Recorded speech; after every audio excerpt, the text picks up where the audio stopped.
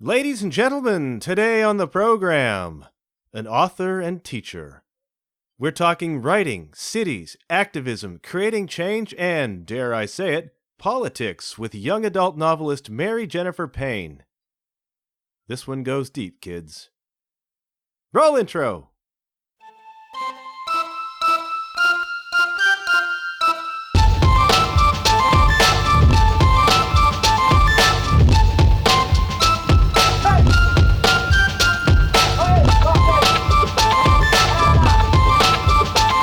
Hello, you're listening to the John Huff Podcast.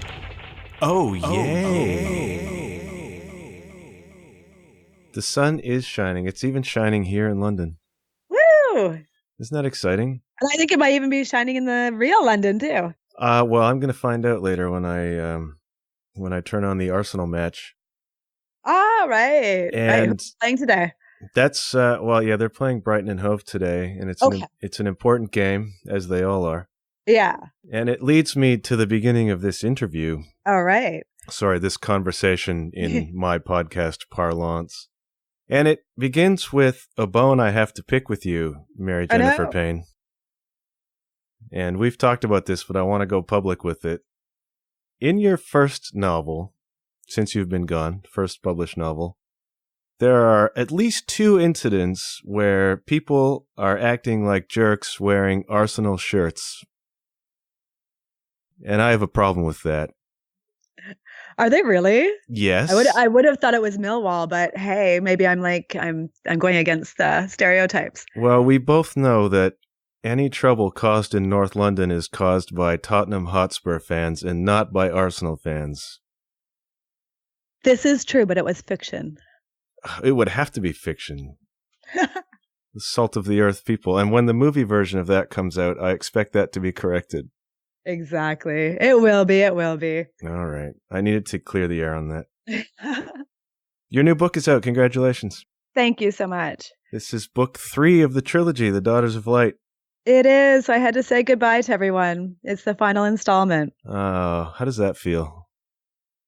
It's bittersweet. I think the same way that anytime you've been reading, a book or a series and, you've kind of fallen in love with the characters and you have to say goodbye when something's, first of all, well written. And I'm not saying mine is, but, when you've read a book that's really well written, it's drawn you in and, you no longer will be able to delve into those characters' lives. I've had that experience many times.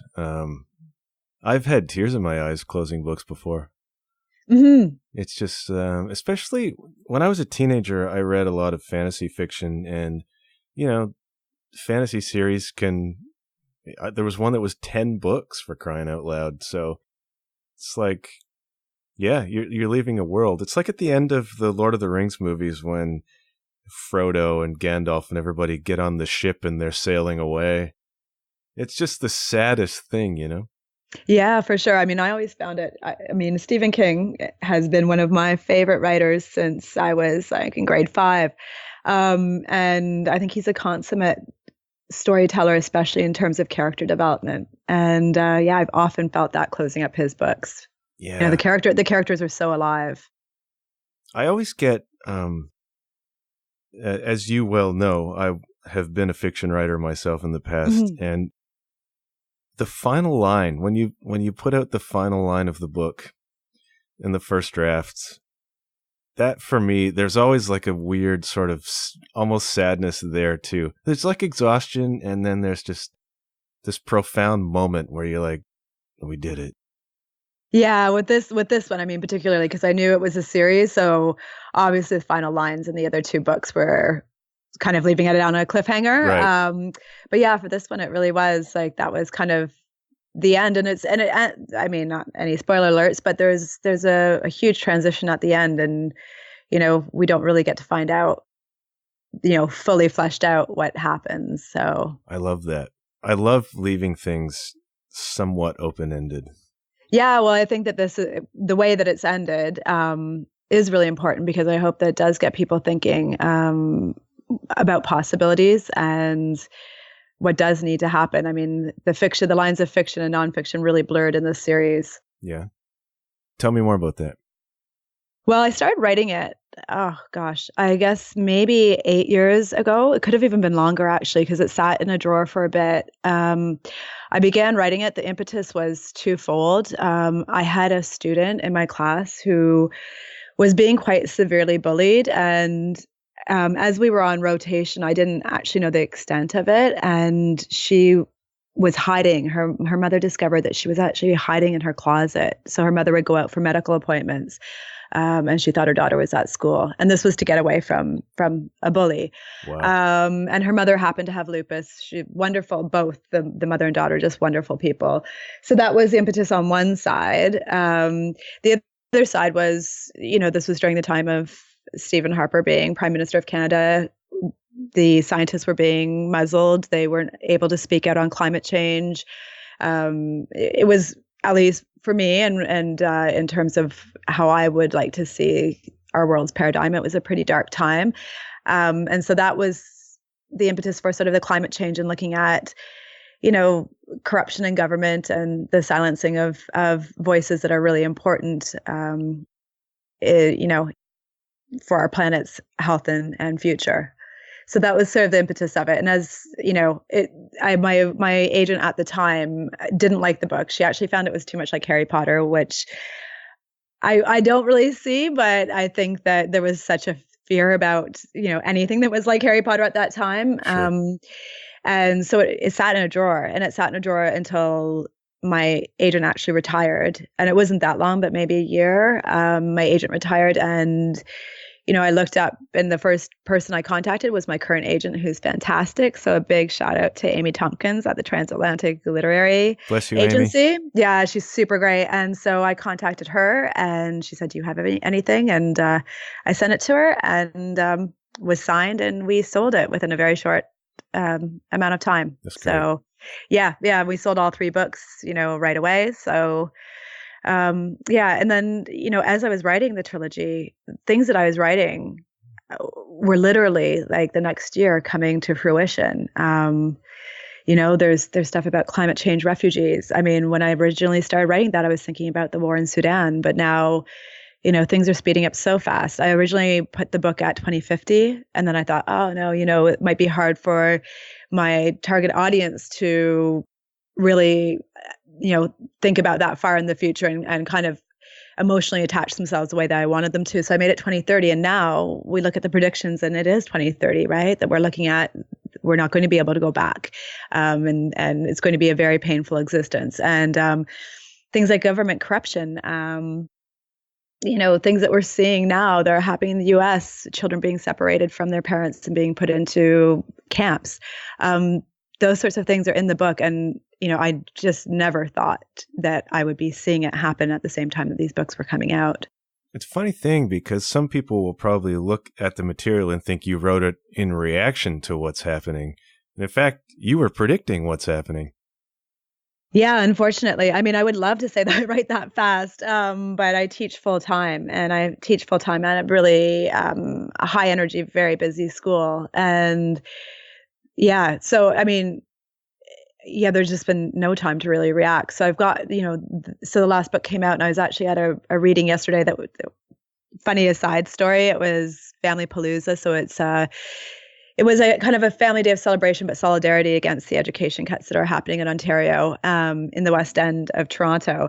And my stuff isn't exactly PG. So I had to really search through on Friday night trying to find a segment of the book that, was powerful enough, but was also okay for, a somewhat younger audience. And I got there, and there were like, basically really cool, like trans woman up there reading a storybook up to like a zillion 3 to like 7-year-olds. Yeah. They were running around with balloons and I was like, oh damn, this is not the target audience for this. So I mean, I went up and I just spoke a little bit about the book, and I'm a special education teacher in a really high priority neighborhood in Toronto. So I spoke to just, the real harm that these cuts are going to do to our students. And one woman said, I'd love to read it, but I right as she said, I'll pick up the first book, and she took like my, a bookmark and my card, but she was like, quite honestly, I don't have, the emotional fortitude to actually be experiencing it and reading this right now. So, it could be a positive, could be a negative for the book sales, but I mean, I think it's important that we are all, reading and engaging. Like I hear about so many people who are like, oh, I'm not reading the news. What a privilege, right? Like what a privilege, that's True. too depressing. And I think, if you were in Syria right now, if you were on the border and had your child taken away, right? When you fled violence in Guatemala and Venezuela, like, would you want people turning off the news and silencing your experience? I just think, that is the epitome of privilege. And I really have to say that is something that really, I mean, and I've got loved ones that, but it really does make, my heart burn, because, we all have a responsibility in this. And quite frankly, those of us in the developed world, and particularly the US, and people need to know their history there. I mean, we by no means have a perfect history here, but in terms of the history of interference in Central and South America and the reason why things are happening the way they are. So yeah, that's just my little spiel in terms of, we need to know where we've been to know where we're going, and we're not going somewhere good right now. As a young adult writer, how much, well, there's two questions here really, but how much obligation do you feel to present these social justice issues, because they're prevalent in all of your books? And how difficult is it to present that to a young adult audience in a way that's readable and entertaining and not too terrifying? Or do you even think about that? No, because honestly, the resilience of young people is incredible. And I think that they're much more resilient than most adults. At least, the young people that I work with are incredible. And the obstacles that they face and that their families have faced are beyond our comprehension, especially if we've been, lucky enough to have been brought up in a developed nation with privilege, in a peaceful nation like Canada. And as a Caucasian woman, I'm saying that as well, because we know that the experience is very different for different people. I mean, all we have to do is really look at what's happening in the world today and who is leading the fight for social justice, and it is the youth.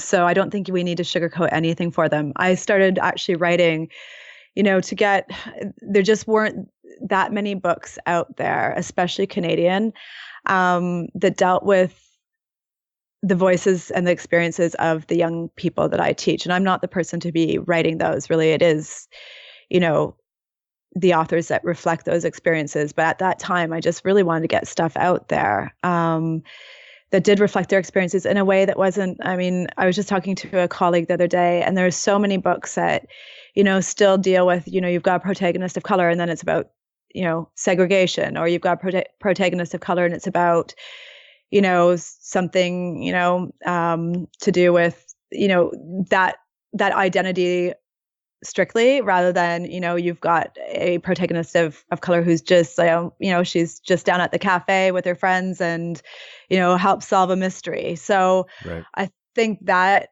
is part of it. I mean, I've made the decision, because they aren't my stories to tell. That's, this is my final kind of YA book, where there are protagonists of color, where I'm speaking from first person point of view. Since You've Been Gone, obviously tackled the same issues, and the protagonist was white. So when I go back to YA, I will be doing that. And, I've moved on. Now I'm actually doing more sort of investigative journalism, adult nonfiction, where a lot of those social justice issues, I mean, there's so much that's happening in our world right now. So if I'm going to be the voice, I need to be the voice carefully. But no, I think young people, I have such respect for their resilience, their strength, their courage with what they're facing today. So no, I don't think we need to sugarcoat it at all for them. Maybe for the adults, but the kids aren't the ones turning off the news and saying it's too much for them. That's for sure. Have you found at times that writing about the issues gets in the way of the story? No, I hope not. I mean, I guess maybe that would be a better thrown back to a reader. I never wanted the books to come across as like preachy or anything like that. These issues are a daily experience for so many people in our world. And so I don't really see it as writing about the issues. It's just when I'm writing about characters and their experiences, those issues are there, issues of domestic violence, racism, Islamophobia, socioeconomic inequality. They're all present. And, again, it's privilege if people are able and choose to turn away from seeing those issues, but they are embedded in the experience, in the everyday experience that people have as soon as they walk out their door. So how do you cope? How do I cope? Yeah, I mean, look, you have an outlet, which is writing, which is great, but you in writing all of that stuff, you have to process it through you as well, right? Like you have to almost experience it in a way to write about it. And at times it must be exhausting. So, I mean, how do you deal with where you live and work is challenging? You confront the world in a way, like you don't turn away from anything. So you see this all the time. You deal with this all the time. How do you look after yourself? Yeah, I mean, I think it's an ongoing struggle. And again, like I come from a place of privilege, but I think, the whole idea of vicarious trauma definitely is real. And I remember after an incident this year, a colleague and I speaking, and she said, you know what, this is what I always felt. I think I might have posted an article on vicarious trauma. And she said, I just never had the name for it. So I think, it's a recognition that, emotions and feelings around hearing of trauma or knowing people who have passed away in, really violent ways. It is something that, we have to recognize and be careful with. It was interesting. I was at the London Book Fair and I was sort of talking to one of our co-agents at Transatlantic, Fiona, and she's amazing too. She's in Portland, but she's a UK expat. And we were just having a glass of wine and she was telling me about one of her clients who had just finished, I think she wrote the book in 6 months, which is super fantastic, on the culture, on rape culture. And how immediately after that, Fiona was like, I guess they both must live in Portland, but, they were going paddleboarding together. And she said, this author needed time to process it. And it really did take a lot out of her. So I think sometimes, unfortunately, things get normalized and they shouldn't. But also with the job that I do with teaching, it is the only way to kind of keep moving forward. So it gets processed somewhere. I don't know if it really has fully gotten processed. I think through writing, sometimes I'm processing it, but sometimes, I mean, in the fictional way, because I can always then turn those experiences into something where the protagonist is able to gain resilience and insight and move forward and make change. It's a little bit harder in nonfiction books because you don't have that control, sure, obviously. So yeah, no, it is an ongoing thing for me. I'm trying to practice meditation. That's not going very well, but yeah, the whole mindfulness thing, and as you know, because you have cats, like that's always the opportunity when they decide to, like, I don't know, they have hours of fun with this thing that I bought them, which is just a little ball that goes around in a plastic track. I don't know if you've seen those. I have one of those, yeah. You have one of those? So like it's like as soon as you sit down to be mindful and quiet, that ball starts spinning at like 90 miles an hour, right? So yeah, I think it's just really working out is probably the thing that I turn to the most, quite honestly, is, exercise and the dopamines that come from that and the serotonin. And that's why I try to sort of at least have an escape, I have two things to say about all of that. One is 100% of the time, 10 times out of 10, my cats are way more interested in the box that the toy came in than the toy itself. And B, I think exercise is super important. I don't think people realize just how important it is, because the reality is, whatever you're facing in your life or whatever is most present in your sort of current reality, it creates an energy. It could be a good energy, it could be a bad energy. that needs to be processed, you know? Mm-hmm. And whether that's grief or anger or whatever, even joy, needs to be processed. And the gym is such an excellent place to do that. Quite apart from how it benefits you physically to be active, because your body is meant to be active and to move.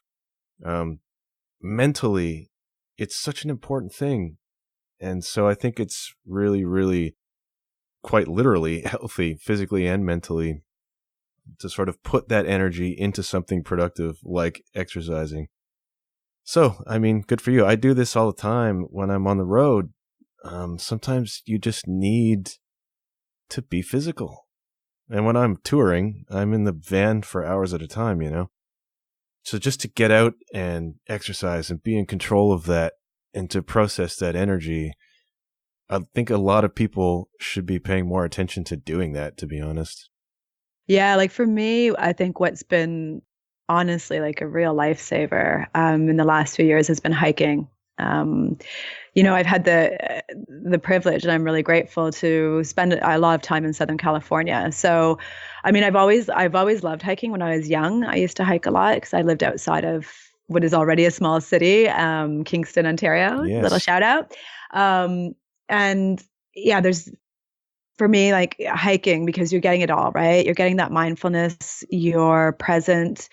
You're getting exercise, but it is really that whole connection, right, to the natural world. I think it just, if it doesn't slow somebody down, I mean, I can't imagine anyone that wouldn't slow down, right? And it's a really contemplative thing, and it's a connectedness as well. So I find it, that for me, I mean, I love to run, I love yoga, but I feel like it just encompasses everything.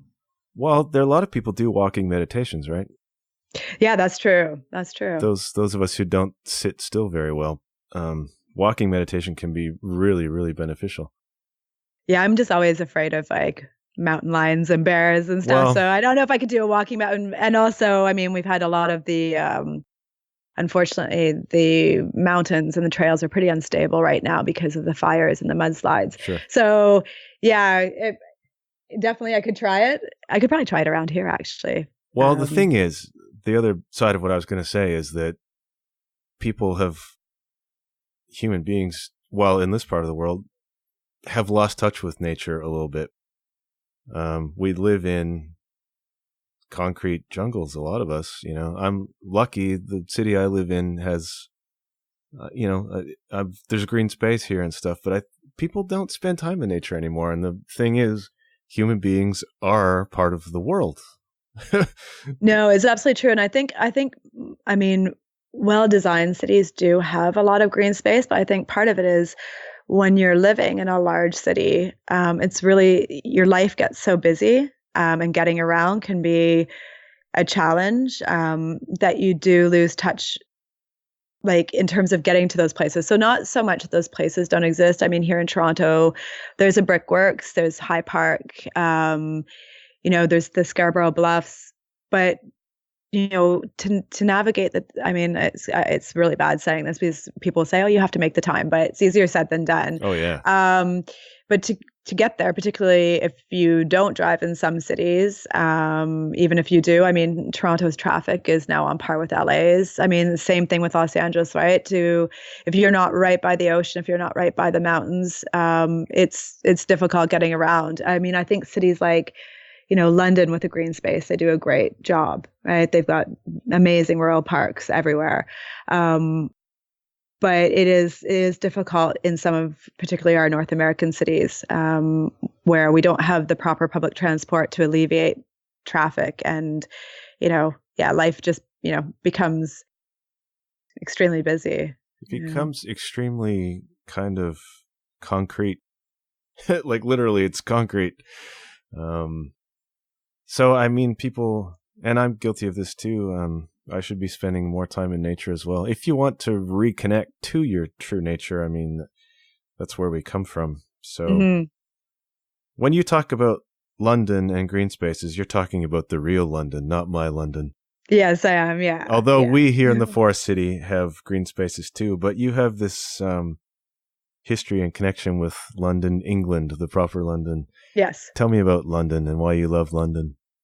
I moved there, as you know, but I moved there in the late 90s. It was actually my second choice. Well, it wasn't even my second choice. It actually wasn't a choice.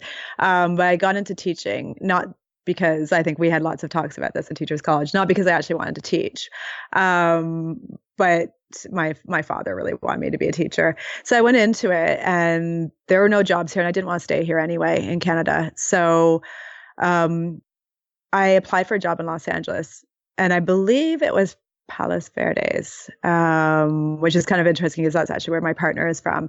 And then I think I applied for another job in La Jolla near San Diego. And I was offered the job. I can't remember which one now, but I was offered the job and I was getting all ready. And they actually had like a last minute applicant that was American. So that kind of nullified me being able to get a green card and a visa to go down there because they couldn't sponsor me if they had American applications from people who were equally qualified. So I was kind of left scrambling, and quite a few people were heading over to the UK. And I had a friend convince me that it would be okay because I'd be able to travel to Paris and to Europe regularly because it was never a place I ever wanted to live. But I got there and it felt like home. It still feels like home. I just got back, I guess, a little over a month ago from London and Manchester. So a deep connection. It was kind of a pivotal time in my life. It turned out to be very serendipitous that I didn't get that job in Los Angeles, although Los Angeles now plays quite a large role in my life as well. Well, you've managed to make all of these places part of your life, which is really cool. Yeah, and I think that's what happens when you do live different places. I mean, maybe there are places where, and I know of friends, like one friend who lived in New York, and she hated it, and and it had no connection for her. And I think that happens too. I've just been lucky enough that the places where I've been have resonated with me, but London most of all, for sure. Yeah, I like London too. I've only managed to spend a few days there, but it's a really great city and it has really cool energy. I love these old European cities. I'm just fascinated by things that are ancient. Yeah, and I mean London is, it's the epitome of the old, of the old and new, right? Because it butts up right against each other, which is really interesting. And I think that they're doing it very well in terms of modernizing, but also keeping the fabric of the old city. So yeah, it's great. I mean, the energy is super great. I think that it's one of those cities where people are accepted for whoever you are. And I mean, okay, I'm going to take that back because there's obviously a lot of racism and marginalization and stuff. I guess I'm thinking more in the way that, you can walk down the street and be, again, that's complex. But really the creativity, I guess that's what I'm getting at. The creativity that's there is accepted. You can, it's a place where you have the meeting of so many people, and it feels like a place where things begin. There's no trickle down. It's sort of the place where things begin. I guess that's why I have the series with London being sort of the epicenter for a lot of the energy of the world, which again is, I guess, a bit problematic because when you think about it, really places like Damascus, places like Benin would be more appropriate for that. But I can't write that. I haven't been to those places. So you're still bringing your own frame of reference to these stories, I mean, yeah, that's London, LA, Toronto. These are the places that are your experience. So of course you look at those places. Yeah. And that's why I tell my students, right, when we do creative writing, and they have some fantastic stories. But I always tell them, write what you know. They live in Regent Park. Many of them come from different parts of the world, or their parents do, but write what you know. Don't write me a story that happens in a mansion in San Francisco, because you don't know what that city smells like or tastes like or feels like. And it's all of those things, right, that you really need to know to write it. How important is place in your work? I think it's hugely important.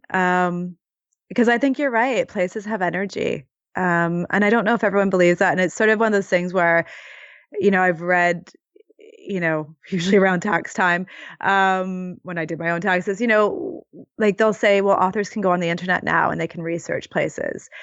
But you really can't. You can't get an authentic sense of a place unless you do spend time there. And I mean, I think you have to spend a lot of time. I mean, unless you're writing a book, from the point of view, or your protagonist is a tourist, right?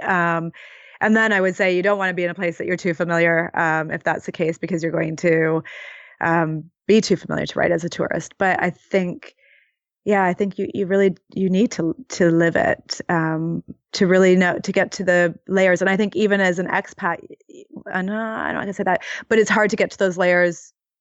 It takes, years sometimes, to unpeel those layers. This is a thing for me. Looking back upon my writing, now I've had a sort of tortured history with writing fiction, which is not the subject of this conversation, but thinking back to things that I've written in the past, for me, place was not important, and it was really problematic. When I think back to all of the things that I've done, place was really peripheral for me. It was not important to the story. And I find that really strange. Do you find that really strange? Yeah, I mean, I guess it depends on the story. Like, although even my short stories, place is still important when I think about it. I mean, I suppose, if you had a short story that takes place in a house or something, maybe not. But even then, I think the house still is a character, right? Where we live impacts our lives. If you're living, in an apartment building where, it might not be secure, or if you're living in an apartment building where there's a great community, that's going to impact the story of the protagonist, because that informs their experiences. So yeah, I think, and what I said about like peeling the layers off of cities, like especially our big cities. And I'm biased because I've never really lived in a really small place. I've never lived in a really small place. I grew up in a fairly small city, and that's the smallest place I've ever lived. London might actually be on par, I guess, like London, Ontario. But cities, especially big cities, I find are changing rapidly all the time. So, demographic shift, so many things change. Unfortunately, you've got, last year, Toronto had a huge shift, right? We had, two significant attacks, right? That shifts the city's consciousness. It shifts the psyche. It changes things. And sometimes, it changes things for the better in terms of community and drawing together. But it impacts things, and it impacts the energy. So yeah, I find cities are fascinating to me.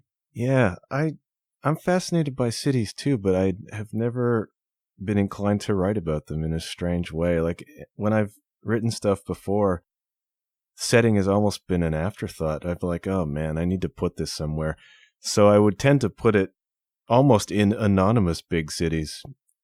In a way, it's like it would be evident that there's a city involved here, but I would not necessarily say which one, because it didn't matter to me. Like it's an idiosyncrasy in my own work where I've been like, why is that? It opens up a lot of questions for me to answer off the air. Like, why is it? Yeah. Because for some people, where a story is set is everything, and they go back to the same ground, and it's like this foundation. For me, it hasn't been.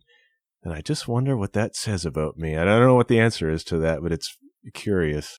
Yeah, because I think there's something like beautiful with, and maybe it's the writing, maybe it's just inherent in me, but like really tasting a city. I know that sounds strange, but you can taste a city as well, quite literally. Oh, yeah. Not licking the pavement, but through the food and and then that informs so much, right? And I think, but it's really, there's nothing I love more than getting to a city and just exploring and walking. And every city is so different. Even within the same country. If you look at Toronto and Montreal, right? Oh, yeah. Toronto and Calgary. It really is like to me, it's one of the things I enjoy the most. Like my last day in London, it was just for me, and it was literally walking places. Even though I lived there for years, I've lived there for, in the summers for 2 months for 10 years, been back and forth, and I still came upon things I'd never seen before. And yeah, it's just, I just, it was a day for me to really spend with the city. Not seeing friends until later that night, just like a whole morning, get up and just walk. Why did you move back from there? Now that I think about it. Cost. It was the expense actually at the time. And I was married to a Brit and he wanted to live in Canada. And it was a cost, honestly. And now when I look, Toronto is on par with London, actually, in terms of affordability. And I mean, I'll put it out there. I've just started. It's interesting. When I was there, I was meeting up with one of my best friends. We were just in Greenwich. And for like late night, I kind of bite and a drink. And I was talking to her about, what I sort of saw coming down the pipes here. And, kind of thinking that I've been in Toronto a long time. I love the city, but that, I do kind of feel like it might be time to move on to different things. And she was saying, well, what about coming back here? And I mean, this is in the midst of the chaos of Brexit. I mean, this was March, so it was like full on Brexit zaniness, right? And I said, not right now, definitely with Brexit. And I hadn't really thought about it that much. But it's actually, and again, Brexit still, I didn't want to see how this plays out, but it is becoming more and more a possibility of moving back to the UK. Wonderful. Definitely. Wonderful. Yeah. Because I mean, like I said, I love Toronto. I hate our winters. Not that winter is beautiful in London, but I just feel as a writer, it is a city that is more literary. I mean, it's one of the most literary cities in the world, right? For sure. So, it sort of feels right. I mean, I've already asked my agent, if I moved out of Toronto, will you still be my agent? It's come down to like my agent, my cats, and then wherever we can go. Right. That's sort of it. Right. Well, if you move back to London, I'm certainly coming to stay with you for a while. Yeah, definitely. It might be, I don't know, I might have like a spare bed under this. I don't even know if I'll have a staircase, but I mean, the city calls to me, and I think everybody knows that. And, you get to the point, you and I are the same age where, it gets harder to kind of, pack up everything and go for many, many reasons. Yep. Parents getting older. My only sibling is in Australia. So that's obviously I'm the one that's closest, but also, you want to go somewhere where you do have a support system. It does, it is harder. People are busy to kind of meet up and create those friendships. And, I've got that in place in the UK. So it definitely is a place where, I can see it happening. It's unfortunate with there's a lot of great things about California as well. And again, I'm kind of sitting back, quite honestly, and looking at how things play out here with the federal election. And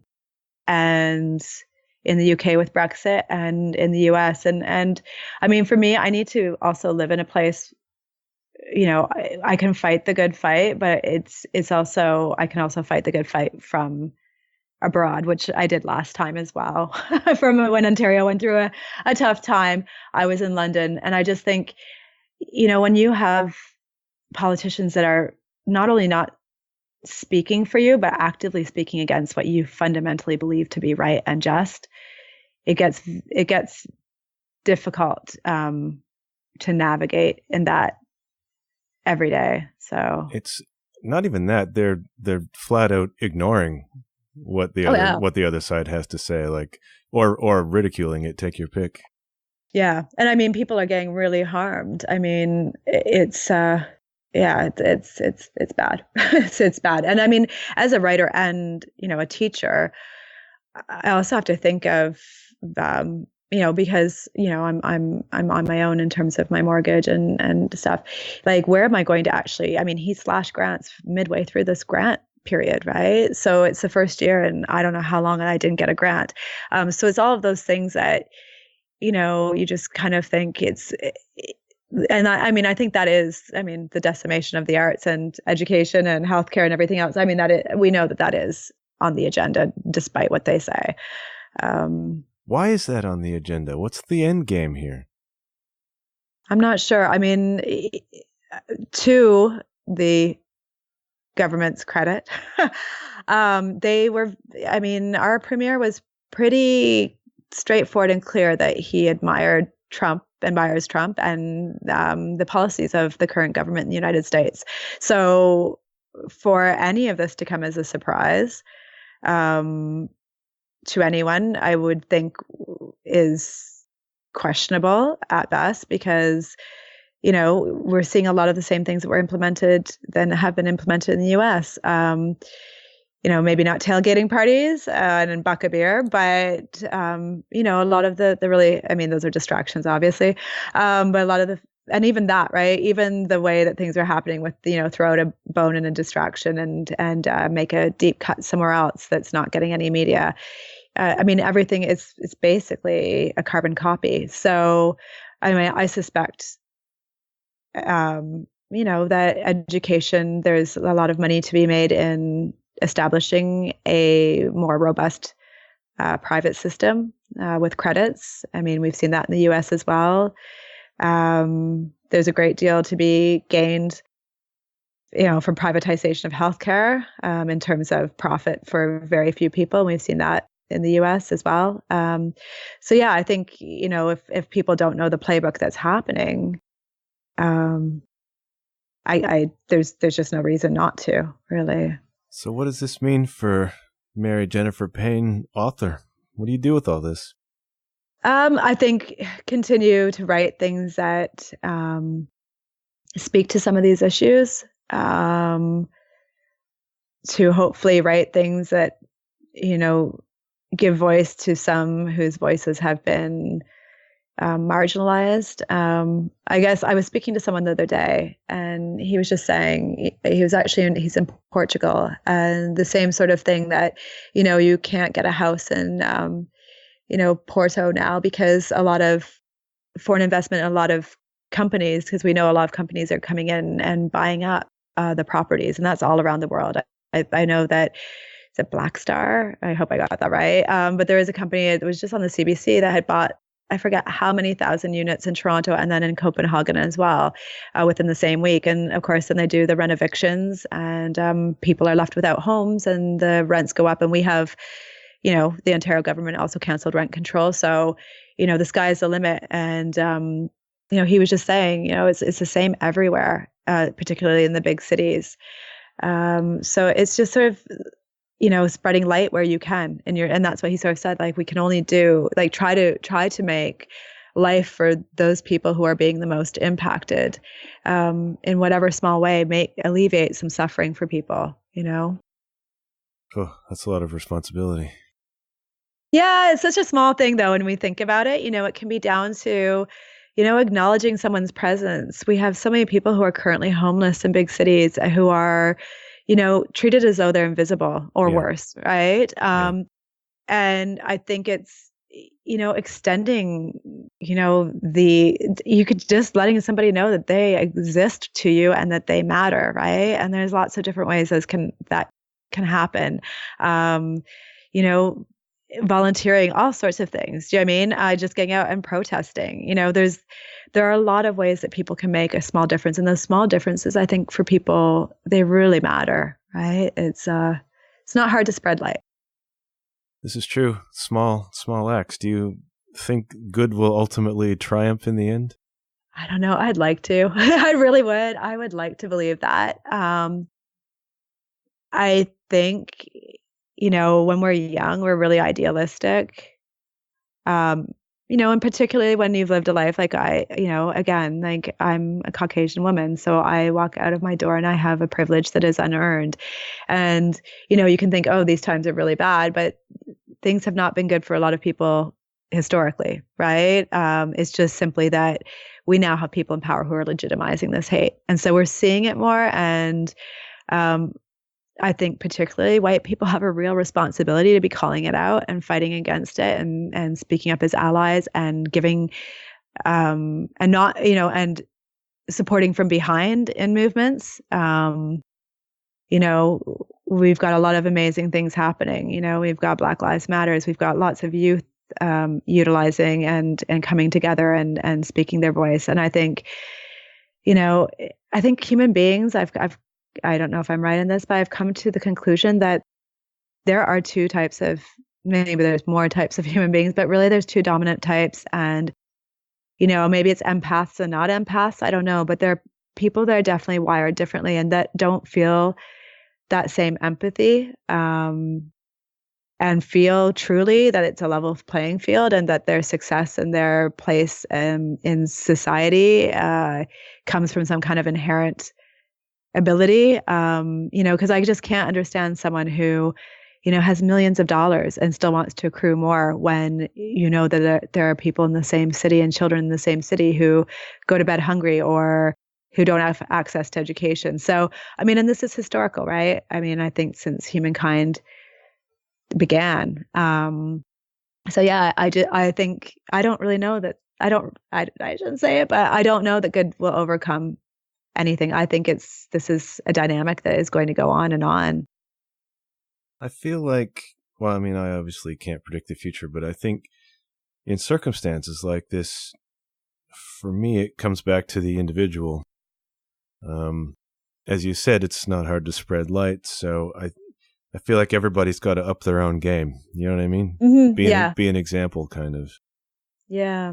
I think you go from the individual to the collective, right? I think you do, but I think each person needs to look at him or herself and how they live and how they think as a way of contributing to a collective. Does that make sense? Yeah, absolutely. Absolutely. And I think that's, it's so important. I think, I don't want to say it might sound hokey because there's science behind it, lots of valid science. But I think gratitude is like such an important thing. Oh, yeah. And I think being able to, I think awareness, like I just read something today. I don't know if it was a BBC, but it was that history is now the course in higher education that people are enrolling in the least. So enrollment is plummeting, which I find really frightening because I think, and we know history, like, first of all, we know that history is told from, generally the powers that be. So you have to really uncover and look for those voices that haven't been heard in history. And you have to, I think that's it. There's a lot of people in our world who don't know how to analyze, like truly analyze things and look at them and break them apart and disseminate and critically assess the information they're being given. And part of that is, when we have so much information coming at us all the time. And obviously there's always going to be bias in everything. And even, our own experiences will inform how we see things. But I think it's trying to see things from other perspectives, really deconstructing what's out there. And that, I think, is the frightening part. I talked to one of my American friends last night about, the 1954 coup in Guatemala and, the American involvement in that, taking down yet another democratically elected leader.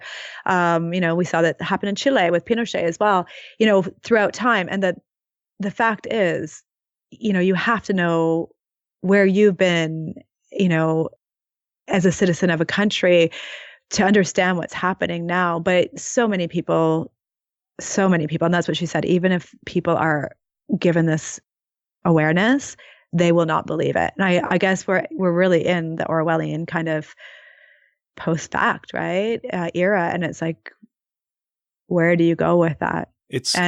Go ahead. Sorry. I try to understand the other side. I try to understand it, but it's hard. I think everything must come out of fear. But when some of this fear is fear of loss of privilege, right? I don't know. I find this whole post-truth thing stunning. Yeah. Like, it's amazing to me now what public figures can get away with. You know what I mean? Oh, yeah. It's amazing. The Trumps of the world, and I'm not trying to turn this into some sort of rally, but it's amazing what they can say is and is not true in the face of objective, proven fact. And people just shrug their shoulders. It's like a game almost. It's really, maybe people are too comfortable. Some people. Yeah. Well, it's interesting, right? Because, I think back to other points in history. And I wonder if people felt the same way, like just really that we're kind of heading down somewhere where we can't get back from. And I would think probably in the 30s and definitely in the 40s, large groups of people must have felt the same way. And a lot of post-truth was used that then as well, and vilification of the media. But it just seems so widespread right now. And I mean, I guess it was at that point too, right? When we look at the rise of nationalism, but to look at if Bolsonaro's camp did the same thing, right? Say stating false facts and false news, and it just, you sort of feel at the end of the day. I think it comes down to individualism there, that people are just looking out for themselves and what's going to impact them, right? Sure. And that that does come down to privilege. And I agree when people say, having a corrupt government or a government who's done things that they haven't liked, in terms of, the leftist party that was in power in Brazil. But to me, it's like, then we demand better. We don't go to the opposite, which we know is going to be more harmful to people and the world. Demand better of what is there.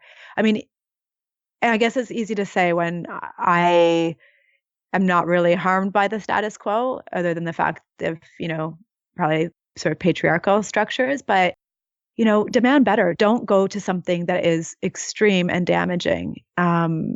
That to me, I guess, and I see it. I mean, if we're not looking at history, this is exactly what happened in the 1930s, and it's that whole idea of it's power, right? And it's the people wanting to feel powerful who have seen themselves as harmed. And I'm saying that there are legitimate harms when you've got a government that, is taking money and not giving it back to the people, right? And improving lives. But to turn it, I mean, these governments are, turning us on each other, right? And blaming the progress of marginalized groups as the reason for it. And I mean, I just think maybe if people knew more about history, they could see this, right? This cycle that happens. But I am hoping, that it is a time. I mean, I guess, a lot of people say to me, well, that a lot of good is coming out of this because a lot of people are voicing injustice that wouldn't otherwise. But I think, why does it have to get to that for you to realize there's injustice in our world, right? This is true. I have a couple of reactions. Well, as opposed to the 30s, we live in a time now where those marginalized voices have platforms. Social media provides that, which is nice. It's helpful. But the interesting thing about, if we're talking about the 30s, is that Hitler rose to power on the backs of promising power to those who felt they had lost it or were losing it, right? And we see that, I think, to a certain extent now. Oh, I think we see it to a huge extent. Xenophobia works Yeah. as a platform, So I mean, history would show us that this sort of thing happens. The other thing, the terrifying thing that history shows us is that there tend to be corrections when this begins to happen. So there's a rise to power of a dangerous, xenophobic kind of government. There usually comes a correction that gets fixed in a weird way, but it typically is violent and awful. So World War II is a correction. We don't want a correction like that. No. And I mean, I guess, when you look at, I think the UK, I mean, the local elections just the other day showed a real correction happening already. But you wonder about somewhere like the US where, capitalism is so entrenched, and I mean, I think it's been pretty much proven it's no longer really a democratic society. It's more of an oligarchy. And so I wonder, like, kind of correction. I mean, I think corrections can happen, but I do think that it's much harder without a complete paradigm shift.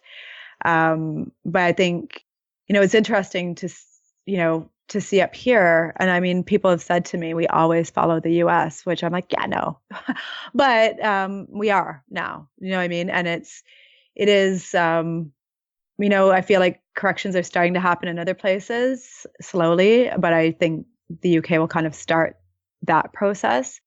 But yeah, I guess, at the end of the day, when people get so harmed, I just, you always hope that we're evolving, and clearly that may not be the case. So I don't know. Maybe this is maybe what's going on right now is just part of a bigger evolution. We haven't seen the other shoe yet. True. I mean, it could be painful. I'm not saying it might not be painful, but who knows where it's headed? Maybe maybe in the end, hopefully not with a massive World War II style correction, it reaches a place where there's more tolerance, benevolence, equality, consciousness. When you look at the youth of today, it's amazing, right? It's amazing. They're kind of like post-gender, a lot of them. Their voices are so strong. They have the platform of social media. They know how to use it better than these governments do, right? For sure. It is really incredible what they're doing. And, I mean, that does give me a lot of hope. And, Greta Thunberg, I hope I'm saying her name right. Is that right? Don't ask me. In front of me. So the young woman who is speaking out, sort of, she's one of the many voices, but one of the strongest voices with the need for climate awareness and a paradigm shift in how we deal with the planet. You just look at that and you think there is such hope, or like AOC in the US, right? Cortez. And it's just, you see the vileness at which, these governments and, people who support them attack these young women. And yet, they still are holding on and are so resilient. So, I mean, I guess, in those times when I do sort of feel like, wow, what's going on? I do look to that, and, it's the same as voices, in the past, right? There are always voices. You're right. Mm-hmm. Yeah, like Malala Yousafzai, right? Like there is. I think that will be the revolution, right? Will be the youth, and they are really mobilizing, which is super great. I just yesterday at the event, the rally I was at, there was the young woman who is one of the voices behind all the student walkouts, and she had just come from a rally against fascism, and so it's interesting because there's so many adults, or it seems to be, out there that are oblivious to history and what's going on, but the youth aren't. We're in a very interesting age where you do have the power of the youth, and I mean they're going to be voting in a few years, and they are demanding change in a big way. So it is very positive. I know, like, I get sort of bogged down in the political and just, I guess, looking at what's happening and just feeling the weight of the fact that hate has been so legitimized. But, truly there is a pushback, and there is another side. Terrific. We'll see what happens, I guess. And we'll do our best to be part of the positive change. Sounds good. Well, what's coming up next for you? What are you working on now? So I'm working on a book looking at 5-alpha reductase inhibiting drugs. Kind of different than this year Saving the World from Demons and Climate Change. I'm looking at 5-alpha reductase inhibiting drugs, most prominently finasteride, which is put out under the brand names Propecia and Proscar.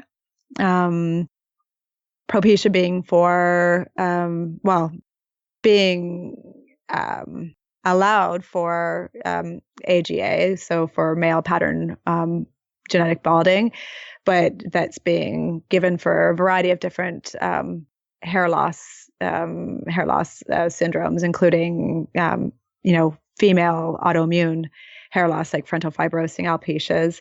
And so I'm actually looking at what happens with some people is that the drug has a myriad of side effects. And for some people, when they go off the drug, these side effects actually worsen and can become very persistent. And for some right now have a permanence.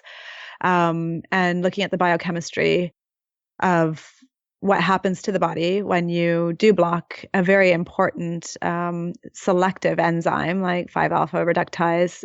So what it does is it inhibits testosterone from being converted to DHT, which essentially the product was marketed as being specific and only impacting the prostates and hair follicles of men, which science shows is not true. And it's a really, really important hormone and enzyme. So it's kind of like the super hormone for men, and it's also obviously important for women. But it has such importance in the brain and brain function and neurosteroid production, and it really has devastated the lives of thousands of men and some women, because there are women with PFS, it's called post-finasteride syndrome, out there, as well as their families. So it's a book kind of looking at that and giving voice, because one of the things it does is it really impacts, amongst many other things, the cognitive abilities of many of the people suffering with this syndrome. Memory loss, issues with consolidating new learning, sleep, a host of things. And so it's very hard for people to get their stories out there. It's still, there's skepticism, because I think it's at the biochemistry of it is so complex.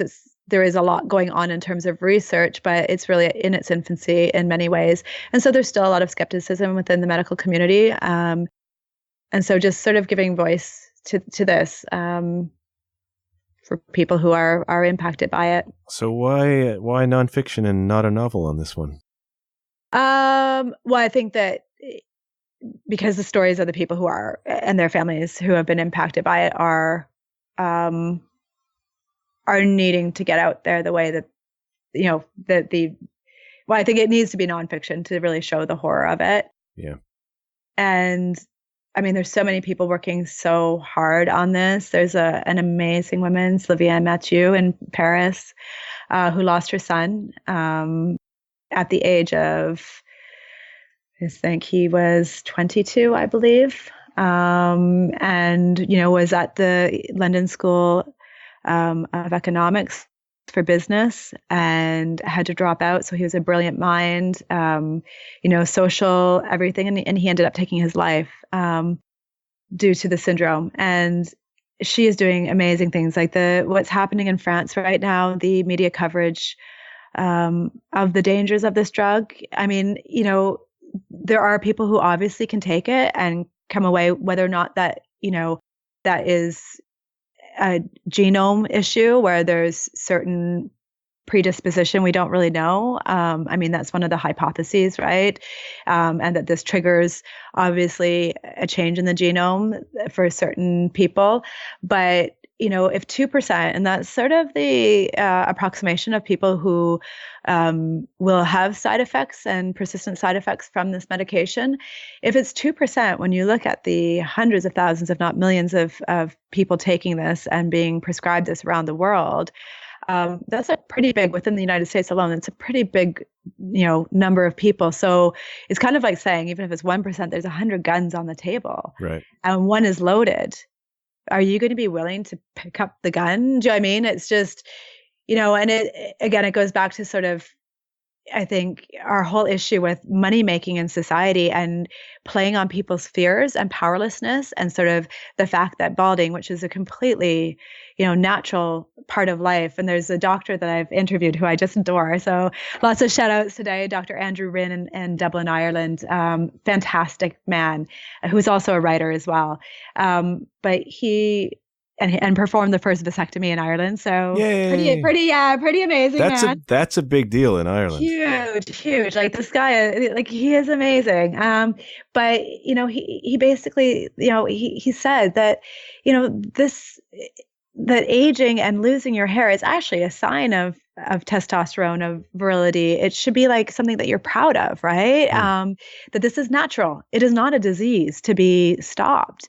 And so, it's, they came upon this, the 5-alpha reductase, hypothetically preventing hair loss because of a genetic mutation, that that is out there. And in the Dominican, there's a localized population, obviously because it's inherited, that has this. They're called my Spanish is terrible, las guavadoses. I think that's right. So it's basically boys like penis at 12. So they were born, for all intents and purposes, the genitalia looked very much like female. And so they were brought up as girls. And then at puberty, because they didn't have this enzyme, so they didn't develop as an XY chromosomal fetus would naturally.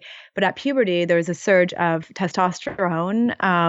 Sometimes they have testes within their bodies. And, that was enough to start to develop. And, there's areas of Africa where this is localized as well. And so basically on a genetic mutation, they've taken this and created a drug,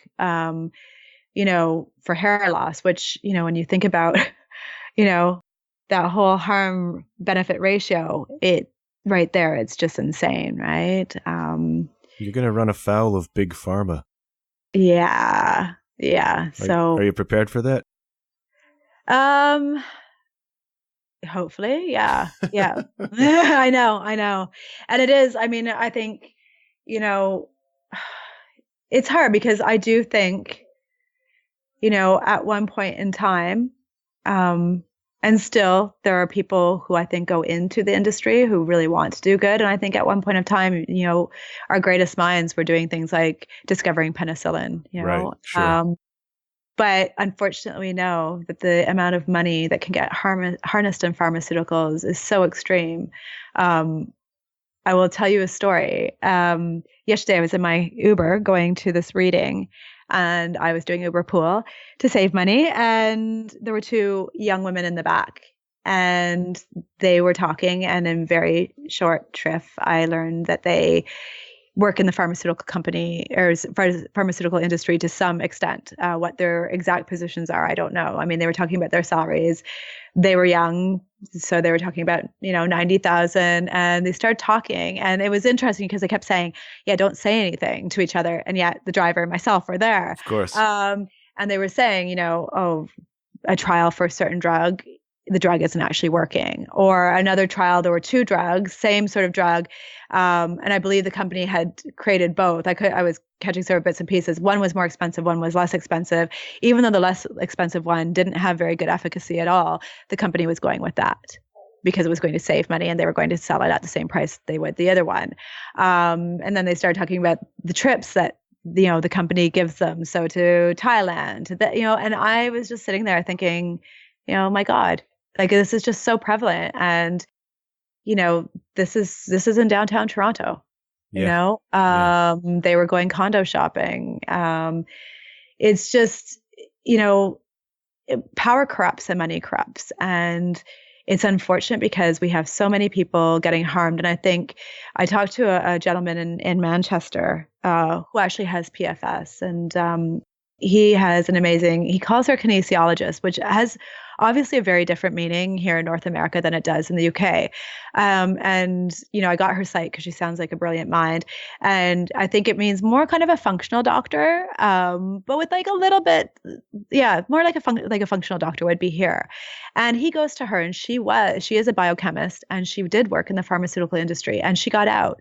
And she got out because she said, it wasn't about the primary thing was not about helping people. The primary thing was basically being Frankenstein. And how can you come up with the next big money-making drug? So, you see one area that you can make money. So you see an issue, and then you think, what can I do to alleviate those symptoms, but without any thought to like, what will this then do to the rest of the body, right? It's just sort of this mad rush. And we know with a lot of these pharmaceuticals now, epigenetics is the most important emerging field in medicine and biochemistry. And we know that we put things into our bodies that can actually change, our genomes, not on a DNA level, but will fundamentally alter how our cells work. And some of us are prone to different things. All we have to do is look at, identical twins, exact same genome, and yet one twin might die, at the age of 35 from breast cancer. Right. So there's something in the environment, right? Whether it be a toxin like pesticide, smoking, it can be our own kind of lifestyles, but more and more things are acting on us from our environment. And the other could live to be 80, so with the same genome, but it's those changes, those alterations that happen. And pharmaceutical companies are obviously aware of this, and yet the testing is so short term, and you're finding more and more the testing for certain pharmaceuticals, they're not, unbiased tests. The pharmaceutical companies are putting people in there that have been on board developing these drugs. So yeah, it's a huge issue. And I just, it's, again, it's one of those ones where so much would have to fundamentally change. And it's not just in the US, but, up here as well, would have to change around the power and money made in this industry. It's really hard having a conscience sometimes, isn't it? Yeah, I think that's like, I don't know, like I always think, how do certain people sleep at night? And that's where I sort of come down to, I think people are differently wired. I mean, I said that to the Uber driver as soon as I got out. Like I said, I'm actually writing a book on, the damage that the pharmaceutical industry can. I don't want to say I want to be careful there. That the pharmaceutical, I'm not saying that certainly that it's purposeful, right, in any way. But I think in a mad rush to get things to market, safety is sometimes overlooked, or things are overlooked, or data can be, and we know that the same data can be used in various different ways. Sure. So I think like it's not a purposeful, certainly wanting to harm people, but I think when we look at, for sure, when you've got drugs like, thalidomide is making a comeback, right? Oh, because boy. Yeah, but when it comes to certain MSRAs and stuff, and it does have a place, but we know also the damage that it can cause, whereas at the time, there was a Canadian, I don't know if you know this, but there was a Canadian scientist who was put in as the head of the FDA. And she was brought in because they felt that the woman before was too stringent. And Kelsey was her name, the Canadian. And so they really wanted to push thalidomide through. And she kept saying, no, I want to look into it more. And she was under huge pressure to get it pushed through to market in the US. And part of that was that studies were going to be published, and there were going to be articles published about the damage it was causing in Europe, and the terrible, beyond just the birth defects, which are obviously horrific, and many people are still alive today living with those impacts, but the nerve damage, right? And that's where the birth defects come from. But nerve damage, because it's being given to elderly people for pain from arthritis, and given to people for sleeping disorders like insomnia, and it causes peripheral nerve damage and extreme nerve damage, and people are losing their limbs, losing their lives. And she waited, and it never went to market in the US. So the lives that she saved, right? But it's that kind of that due diligence, right? Yeah. Safety over profit, that and there's so much out there, and our knowledge of science has gone, is exponentially increasing. But I think it just makes it that much more dangerous, because if you're a doctor and you're seeing, 35 patients a day, and you have this toolbox, and part of your toolbox, you have pharmaceutical reps and a lot of money behind this, right? And marketing campaigns that are very well thought out with millions and millions of dollars behind them. How does a general GP know all of these side effects or all of the adverse effects? So it is really problematic. And I think it's on us, unfortunately, as consumers of medicine, that we do have to really advocate and be very careful with what we take, because, even black box warnings. I have a friend who got a hold of me, a couple of months ago, and he had been given ciprofloxacin, which is, an antibiotic that's double black boxed. And he was given it with no warnings of side effects. What does black box mean? So black box is when it's only supposed to be given under certain circumstances. So the FDA black box is it's the highest warning you can give on a medication to keep it on market, but that it does cause severe side effects that need to be communicated to the patient. Okay. And similar things have gone out, like in Germany, red hand letters about finasteride, about Propecia have gone out as well. And, he wasn't told anything. And he has rotator cuff damage now. He's continuing to have, neuropathy. And it's really, when he went to the doctor said, well, I've never heard of that.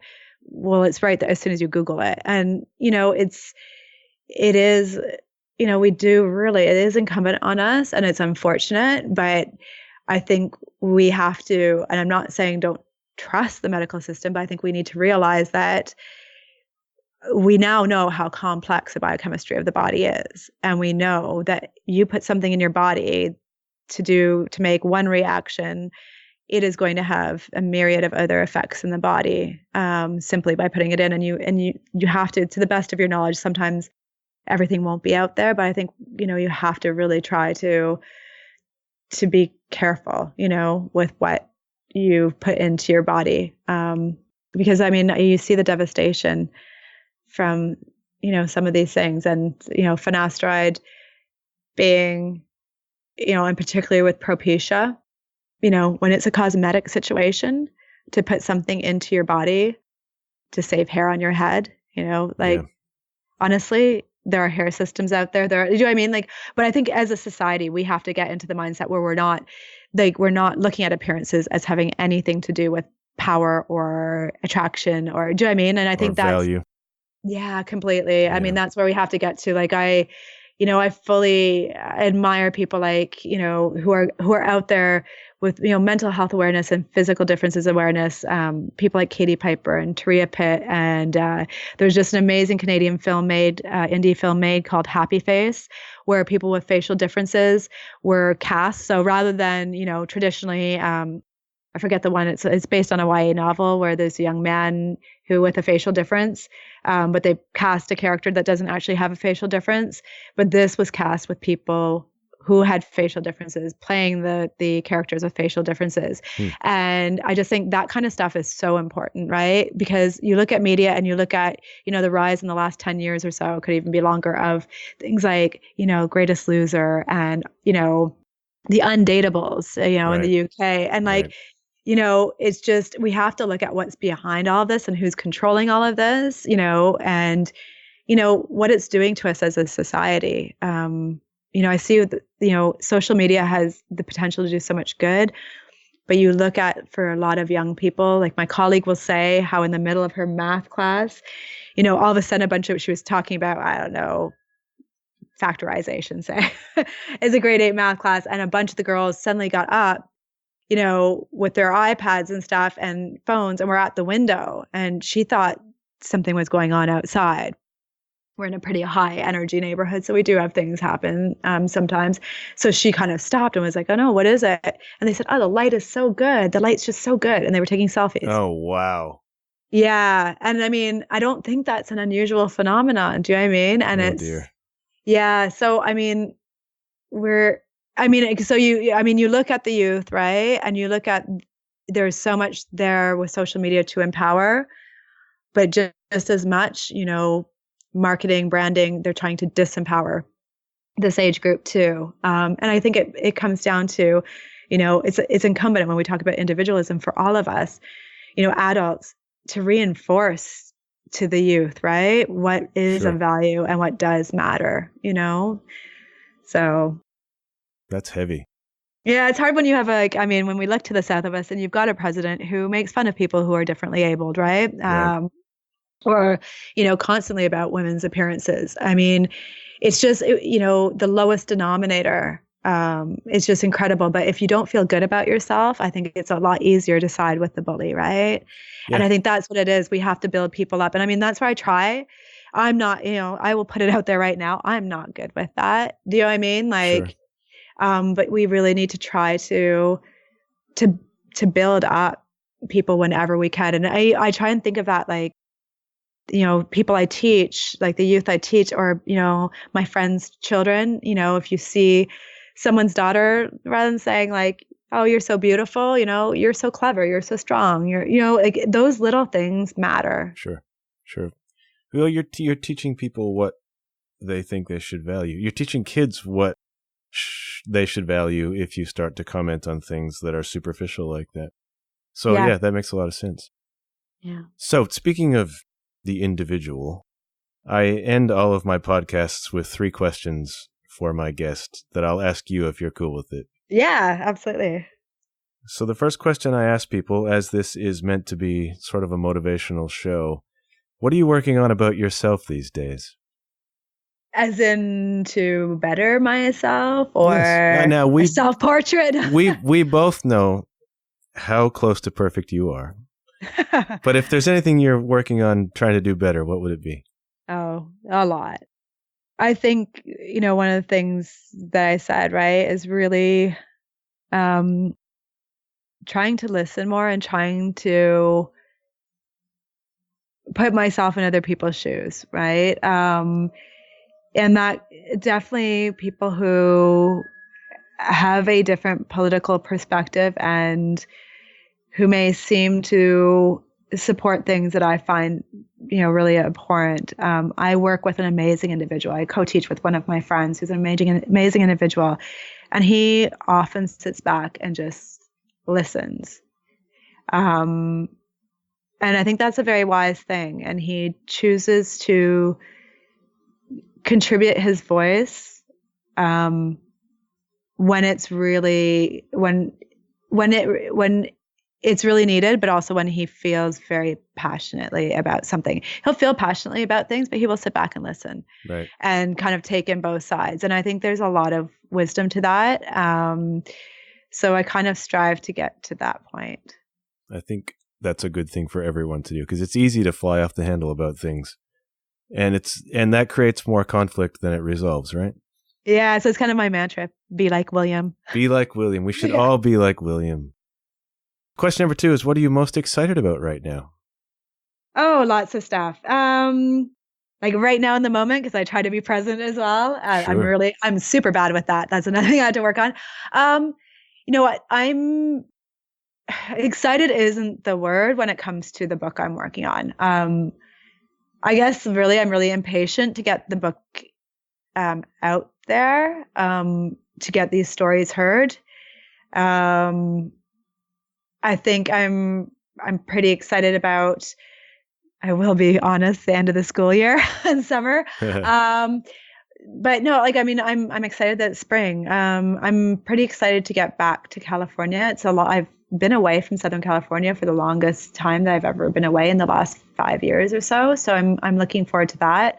And getting back to just like hiking the mountains of Montecito, being by the ocean. I think those are the things I'm really excited about. Those are great. It's funny how many people I've interviewed, because they've almost all been Canadian so far, who say, I'm so excited about the spring.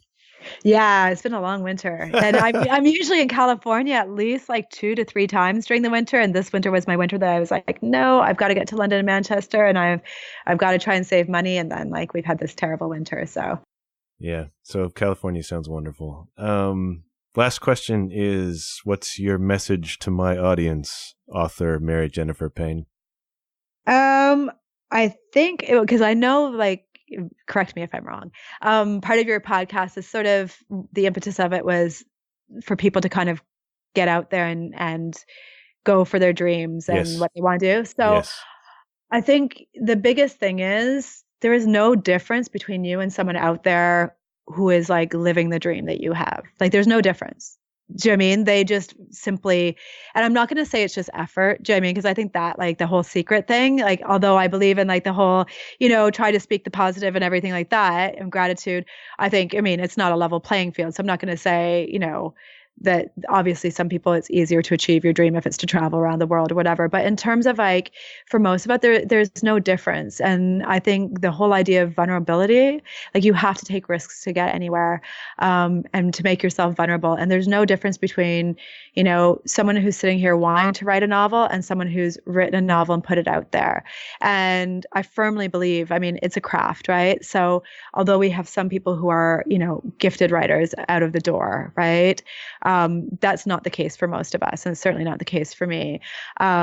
And it's a craft, and so you have to work at it every day. And so I think, I talk to a lot of people around writing who say, I want to write a book, but I'm going to like get a cabin in the woods, or I want to wait for a year off. You simply can't do that. You laugh because it's true, right? Like it's like those people who are always like waiting. And I think, every moment's precious and we don't know what will happen tomorrow. And, maybe that's part of, unfortunately where I teach, we've had many, many deaths of young people.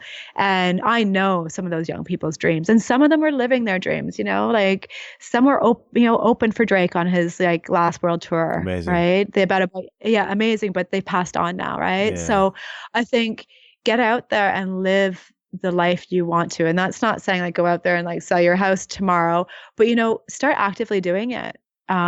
There's no difference between you and someone who's living their dream. There's nothing, except that, circumstance maybe was right, but also there had to have been hard work behind that. There's very few people. I mean, there are some, and again, we've talked about them today, to the south of us and stuff that do, get to experience things because of their privilege and money. But for the most of us, and I think the people who've really made a difference in the world, like, I'm going to fall back on like someone like Oprah Winfrey. And I don't think it's a fallback. I certainly don't mean that as disrespect to her, because she is someone who grew up with huge obstacles in her way. Yeah, absolutely. Massive, right? And through hard work, talent, she's, definitely got gifts as well. I mean, I would have loved to have seen her keep going into acting because she's such a gifted actor. But there's no difference between her and someone, sitting today, in downtown Toronto. There is no difference except that she worked really hard and she believed, in herself, even when I think she didn't. Do you know what I mean? And it's just putting yourself out there. And if you fail, you fail. Then you go on to the next thing. Like I think, again, this is our society, right? That there's something wrong with failures, that they're losers, this, that. That's not the case. I'll leave off with Mandela, right? Like the greatest glory in living is rising every time you fall, right? There's nothing beyond that. Yeah, that's wonderful. That's a great message to leave on. Mary Jennifer Payne, thank you so much for doing this. Thank you. I appreciate it very much because I babbled on about politics and everything else. So thank you. This is all important stuff, and congrats on the new book. The trilogy is complete. Thanks. It is. So people can go. It's out right now in Canada. So Chapters Indigo, Amazon, lots of independent booksellers. So check there first, if you can. And then later this month in the US. And if people are in the UK, you can go into Waterstones. You can ask for it to order it. It's some of my books are out, but they haven't physically. They're been in many stores. So if you can go and ask, that would be amazing. Mm-hmm. But it's available, and in Australia, like Book Depository, all of those good places too. So wonderful.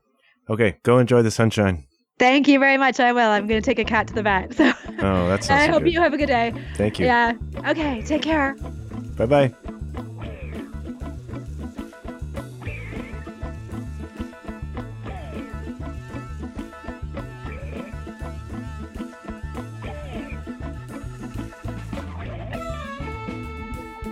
Thank you once again, gentle listener, for taking in today's show. Thank you as well to Mary Jennifer Payne for being my guest. You can find Mary Jennifer's books wherever books are sold online and in stores. If you want to know more about my guests, go to www.john-huff.com. That's JOHN-HUFF.com. You can also find the show on Facebook at The John Huff Podcast. If you're an Apple Podcast listener, please do me a big favor and leave a rating and review of the show. I'm serious about this, folks. That helps very, very much. That's all the time we have for today, but I'll be back very soon. Until then, keep your wits about you, and remember, good things happen when you put yourself out there. Bye for now.